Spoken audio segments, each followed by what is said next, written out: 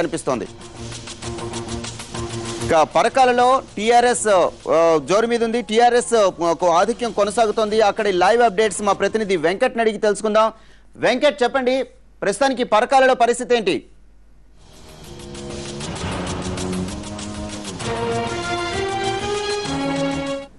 ఎందుకంటే తెలంగాణ జరిగిన ఏకైక ఉప ఎన్నిక, ఈ ఉప ఎన్నికల ఫలితంపై రాష్ట్ర వ్యాప్తంగానే కాదు దేశ విదేశాల్లో కూడా ఫలితం కోసం ఉత్కంఠతో ఎదురు చూస్తున్నారు. కాకపోతే ఇక్కడ ఫలితాల ఓట్ల లెక్కింపు ప్రక్రియ కాస్త మందకొడిగా సాగుతుంది. ఎందుకంటే 16 మంది అభ్యర్థులు బరిలో ఉన్నారు. 16 మంది అభ్యర్థులకు పోలిన వివరాలు లెక్కించాలంటే టాబ్యులేషన్ విషయంలో 16 మంది అభ్యర్థులు బరిలో ఉన్నారు.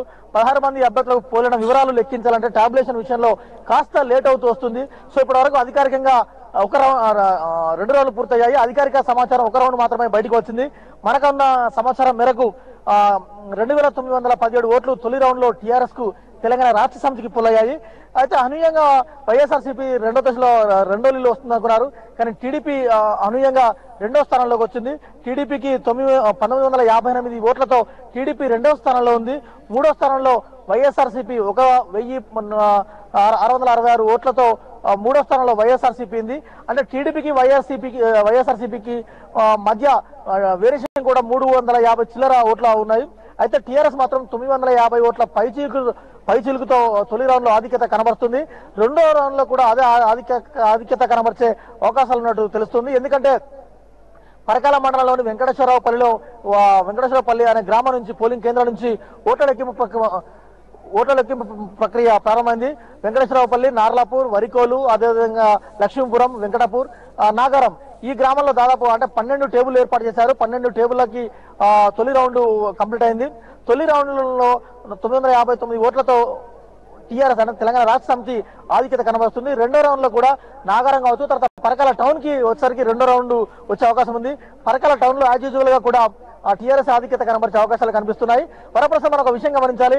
ప్రచారంలో ఇక్కడ పోటీ పంచముఖంగా ఉంది. పంచముఖంగా ఉన్న నేపథ్యంలో బీజేపీ కూడా కొన్ని ఓట్లను చీల్చుకుంటుంది. బీజేపీ కూడా కొంత ఆధిక్యతను కనబరుస్తుందని భావించారు. కానీ బీజేపీ ఎక్కడ పోటీలో లేదని తెలుస్తుంది. కానీ తొలి రౌండ్ లో బీజేపీకి వచ్చిన ఓట్లు కేవలం 530 ఓట్లు మాత్రమే బీజేపీకి వచ్చాయి. సో మొత్తానికి ఇక్కడ పరకాల నియోజకవర్గంలో 1,87,222 ఓట్ల గాను 1,56,200 ఓట్లు పోలయ్యాయి. అంటే డిపాజిట్ 1/6 రావాలి కాబట్టి 26,000 ఓట్లు మాత్రమే వచ్చిన వారికి మాత్రమే డిపాజిట్ వచ్చే అవకాశం ఉంటుంది ధరవతు. అయితే ఈ లెక్క మనకున్న సమాచారం మేరకు మనకున్న అందుతున్న టాబ్యులేషన్ గణాంకాల ప్రకారం కేవలం వైఎస్ఆర్సీపీకి టీడీపీకి మాత్రమే డిపాజిట్ లో వచ్చే అవకాశం ఉంది. సో మొత్తానికి టీడీపీ మరో 2-3 గ్రామాల్లో ఆధిక్యత కనబరిచే అవకాశం ఉంది. ఆ తర్వాత 2వ స్థానంలోకి వైఎస్ఆర్సీపీ వచ్చే అవకాశం ఉన్నట్టు తెలుస్తుంది. మొత్తానికి కౌంటింగ్ ప్రక్రియ ఇంకా కొనసాగుతుంది. కొద్దిసేపు క్రితం 2వ రౌండ్ ప్రక్రియ కూడా పూర్తినట్టు తెలుస్తుంది. పూర్తి వివరాలు ఇంకా అందాల్సి ఉంది Varaprasad. Okay, thank you Venkat. అది పరకాల నుంచి మనం అప్డేట్స్ కనుక చూసుకుంటే టీఆర్ఎస్ మొదటి స్థానంలో ఆధిక్యంలో కొనసాగుతుండగా 2వ ప్లేస్ లో టీడీపీ ఉంది. 3వ ప్లేస్ లో వైఎస్ఆర్ కాంగ్రెస్ పార్టీ